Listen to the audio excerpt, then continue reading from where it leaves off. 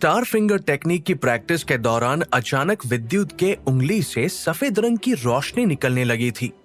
देखते ही देखते हॉल की दीवार में एक छोटा सा छेद हो गया था, जिसे देखकर विद्युत की आंखें खुली की खुली रह गई।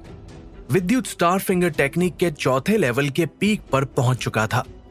दीवार में एक छोटा सा छेद होते हुए देखकर विद्युत की खुशी का ठिकाना नहीं था। वो इस वक्त बहुत खुश था। अगर विद्युत के साथ वहां कोई और भी मौजूद होता तो ये सब देखकर हैरान रह जाता। सब जानते थे कि ऐसा कुछ करने के लिए बहुत ताकत की जरूरत होती है, और तो और ऐसा तभी हो सकता है जब कोई ब्लैक बेल्ट मार्शल आर्टिस्ट अपनी पूरी इनर स्ट्रेंथ का इस्तेमाल करे। लेकिन विद्युत के पास तो इस वक्त सिर्फ ब्राउन बेल्ट ही थी। वो स्टार फिंगर टेक्निक को 4th लेवल पर पहुंचा चुका था। उसने कुछ वक्त पहले ही ब्राउन बेल्ट हासिल की थी। स्टार फिंगर टेक्निक के 4th लेवल पर पहुंचने पर अगर कोई प्लेयर उसे अच्छे तरीके से परफॉर्म करे तो दीवार में आसानी से छेद कर सकता था। विद्युत को पंकज की बात अच्छी तरह याद थी। पंकज ने कहा था कि वो इस टेक्निक के सिर्फ 3रे लेवल तक ही पहुंच पाया था।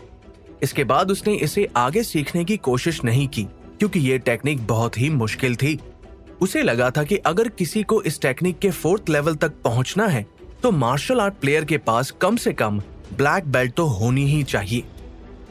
अब विद्युत ने एक बार और स्टार फिंगर टेक्निक का इस्तेमाल किया और पूरी ताकत के साथ बोला, स्टार फिंगर टेक्निक।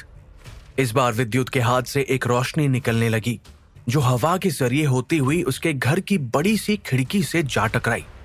देखते ही देखते खिड़की का शीशा चूर चूर होकर जमीन पर बिखर गया। यह देखकर विद्युत की आंखें खुली की खुली रह गई। अगर कोई मार्शल आर्ट प्लेयर इस टेक्निक के 4th लेवल तक पहुंच जाए और किसी नॉर्मल मार्शल आर्ट प्लेयर से मुकाबला करे तो वो उसकी जान तक ले सकता था। यह टेक्निक बहुत ही खतरनाक थी। अगले 2 दिनों तक विद्युत स्टार फिंगर टेक्निक की प्रैक्टिस करता रहा। इस बार प्रैक्टिस करते हुए विद्युत अपने दूसरे हाथ का भी इस्तेमाल कर रहा था, जिसकी वजह से इस टेक्निक से होने वाला नुकसान लगभग 60 से 70% पर पहुंच चुका था। लेकिन वो इस टेक्निक को सिर्फ 2 मीटर के दायरे तक इस्तेमाल कर पा रहा था। इससे आगे उसकी शक्तियां कम पड़ने लगी थी। अब अगर विद्युत को किसी brown belt martial art player के साथ कंपेयर किया जाए तो वो उन्हें सिर्फ अपनी एक उंगली से मात दे सकता था। अब विद्युत में इतना कॉन्फिडेंस आ गया था कि वो गौरव के साथ दोबारा कंपीट कर सकता था। लगातार 2 दिन प्रैक्टिस करने के बाद विद्युत अपने हॉल से बाहर गार्डन में आ गया। वो इस वक्त गार्डन में बैठकर ताजी हवा ले रहा था कि तभी शिवन्या वहां आ गई और विद्युत की तरफ देखते हुए बोली, लगता है आजकल तुम किसी खास टेक्निक की प्रैक्टिस कर रहे हो। मैं रोज नोटिस करती हूँ कि तुम इस वक्त गार्डन में बैठकर मेडिटेशन करते हो और पिछले कुछ दिनों से तुम बाहर भी नहीं जा रहे हो।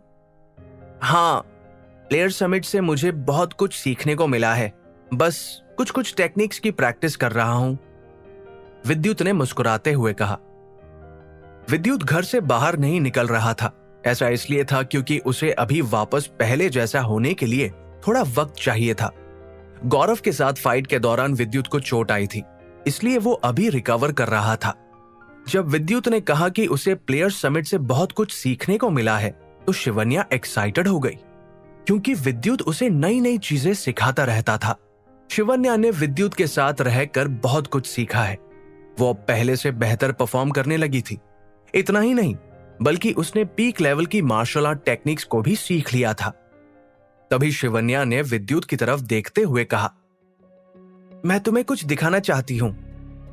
Wind slice technique. Shivanya garden में पड़े एक पत्थर पर फोकस करते हुए बोली। अचानक उसके हाथों से एक अलग सी रोशनी निकलने लगी। उसने अपनी पूरी इनर स्ट्रेंथ को अपने हाथों में इकट्ठा कर लिया था। इसके बाद उसने वहां रखे एक पत्थर पर अटैक करते हुए कहा, हैया। देखते ही देखते वो पत्थर 2 टुकड़ों में टूट गया, जिसे देखकर विद्युत हैरान होते हुए बोला, विंड स्लाइस टेक्निक, तुम्हें ये टेक्निक भी आती है? तुमने इसे कब सीखा? विद्युत इस टेक्निक के बारे में अच्छी तरह जानता था। इस टेक्निक से कोई भी प्लेयर अपने सामने आने वाली चीज को आसानी से 2 टुकड़ों में बांट सकता था। मैं 4th आई थी, इसलिए रिवॉर्ड के तौर पर लाइब्रेरी से मुझे ये टेक्निक सीखने को मिली, शिवन्या मुस्कुराते हुए बोली। शिवन्या की बात सुनकर विद्युत हैरान रह गया। जितना वक्त वो घर के अंदर था उतने वक्त में काफी कुछ बदल चुका था। वैसे विद्युत, तुम्हें कोई रिवॉर्ड नहीं मिला? शिवन्या ने झट से पूछा। उसकी बात सुनकर विद्युत ने ना में अपना सिर हिलाते हुए कहा, नहीं, मुझे तो ऐसा कोई रिवॉर्ड नहीं मिला। वैसे तो विद्युत को शिवन्या के कंपैरिजन में कोई बड़ा और खास रिवॉर्ड मिलना चाहिए था, क्योंकि उसकी रैंकिंग शिवन्या से आगे थी। फिर तो तुम्हें एक बार जाकर एकेडमी में बात करनी चाहिए, शिवन्या ने विद्युत को समझाते हुए कहा। इसके साथ ही शिवन्या ने विद्युत को एक छोटा सा झटका और दिया। वैसे विद्युत, तुम सारा वक्त घर पर ही थे। तुम्हें पता भी है गौरव का कोई अता पता नहीं है, न जाने वो कहां चला गया है। क्या गौरव कहीं गायब हो गया था?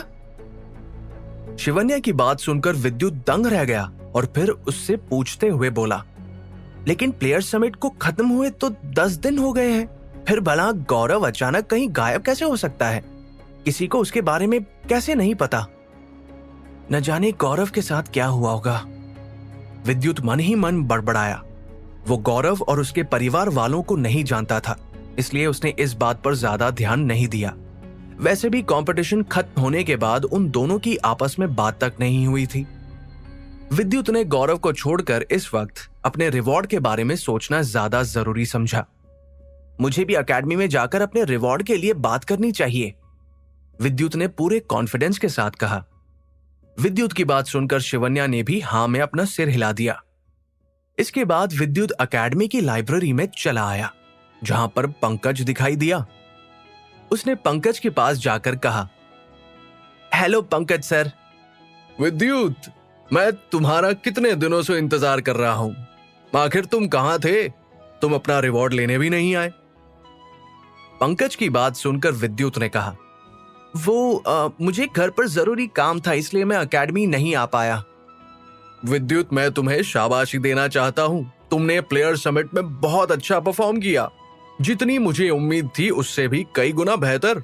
तुमने गौरव का बड़ी बहादुरी से सामना किया और उसे कांटे की टक्कर दी। तुम सचमुच एक टैलेंटेड मार्शल आर्ट प्लेयर हो।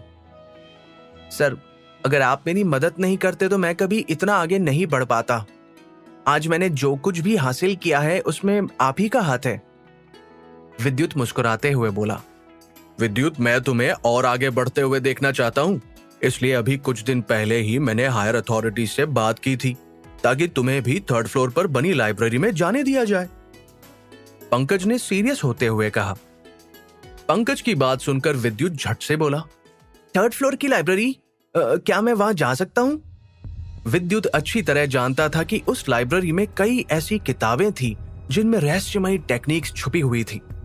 वो वहां जाकर उन टेक्निक्स को सीख सकता था। पंकज की बात सुनकर विद्युत का दिल जोरों से धड़कने लगा था। एकेडमी के हर martial art player 3rd floor की लाइब्रेरी में जाना चाहता था, लेकिन यूं ही किसी भी नॉर्मल मार्शल आर्ट प्लेयर को वहां जाने की इजाजत नहीं थी। 2nd फ्लोर की लाइब्रेरी पर पहले से कई बेहतरीन और high level martial art techniques की किताबें रखी गई थी। सभी स्टूडेंट्स यही सोचते थे कि अगर 2nd फ्लोर की लाइब्रेरी पर इतनी अच्छी अच्छी किताबें हैं तो फिर ना जाने 3rd फ्लोर की लाइब्रेरी पर ऐसा क्या होगा जो वहां जाने की परमिशन कुछ ही प्लेयर्स को दी जाती है। विद्युत की एक्साइटमेंट और घबराहट देखकर पंकज उसे समझाते हुए बोला, जैसा तुम सोच रहे हो 3rd फ्लोर की लाइब्रेरी बिल्कुल वैसी ही है। वहां ऐसी कई रहस्यमयी किताबें हैं जिनका इस्तेमाल करके मार्शल आर्ट प्लेयर्स अपने करियर में और आगे बढ़ सकते हैं। इन टेक्निक्स को सीखने के लिए टैलेंट की जरूरत होती है और वो किताबें कुछ मार्शल आर्ट प्लेयर्स को ही समझ आती है, इसलिए 3rd फ्लोर की लाइब्रेरी को सभी के लिए खोलकर नहीं रखा गया है। तुम तो जानते ही हो वहां सिर्फ कुछ मार्शल आर्ट प्लेयर्स और अमन को ही जाने की इजाजत है। अल्टीमेट फाइटिंग चैंपियनशिप में अमन पहले नंबर पर आया था और तो और वो सतीश का बेटा था, जिसकी वजह से उसे 3rd फ्लोर की लाइब्रेरी में जाने से कोई नहीं रोकता था। सर, आपने मेरी बहुत बड़ी मदद की है, मैं आपका ये एहसान कभी नहीं भूलूंगा। वो 3rd फ्लोर की लाइब्रेरी में जाने के सपने देखने लगा था, लेकिन तभी पंकज मायूस होते हुए आगे बोला, विद्युत, मैंने इस बारे में अथॉरिटी से बात की थी, लेकिन उन्होंने मेरे प्रपोजल को रिजेक्ट कर दिया है। रिजेक्ट कर दिया? विद्युत बोला, उसे इसकी उम्मीद नहीं थी ऐसा लग रहा था मानो उसका सपना एक पल के लिए चूर चूर हो गया हो।